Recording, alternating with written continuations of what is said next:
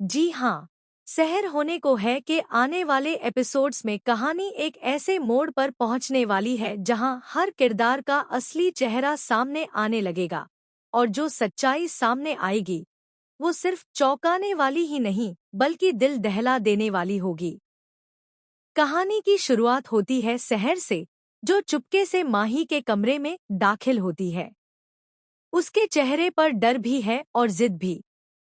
उसे हर हाल में गजाला के कमरे की चाबी चाहिए, क्योंकि अब उसे यकीन हो चुका है कि उस कमरे में कोई ऐसा राज छुपा है जो पूरी फैमिली को हिला सकता है। सहर हर दराज, हर अलमारी, हर कोना खंगालती है, लेकिन चाबी उसे कहीं नहीं मिलती। तभी अचानक उसके कानों में हल्की सी खटखट की आवाज आती है, जैसे कोई चीज दीवार के अंदर से हिल रही हो। सहर धीरे धीरे उस दीवार के पास जाती है। उसका दिल जोर जोर से धड़क रहा होता है।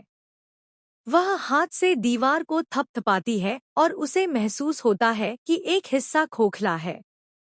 उसी पल उसे समझ आ जाता है, चाबी यहीं छुपी है। लेकिन जैसे ही वह उस हिस्से को खोलने की कोशिश करती है, पीछे से दरवाजा अपने आप बंद हो जाता है। सहर घबरा जाती है। कमरे में अचानक ठंडा सन्नाटा छा जाता है और तभी उसे आईने में एक परछाई नजर आती है, लेकिन जब वह पीछे मुड़कर देखती है तो वहां कोई नहीं होता। काफी कोशिशों के बाद सहर दीवार का वो हिस्सा खोल लेती है, लेकिन अंदर सिर्फ चाबी ही नहीं बल्कि एक पुरानी डायरी और कुछ तस्वीरें भी मिलती हैं। जैसे ही सहर डायरी के पन्ने पलटती है, उसके होश उड़ जाते हैं।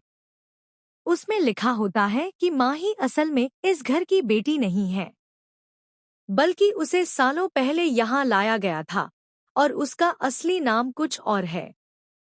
इसी बीच कहानी दूसरी तरफ मुड़ती है, जहाँ फ्रीद और सुल्ताना का रिश्ता पूरी तरह टूटने की कगार पर है।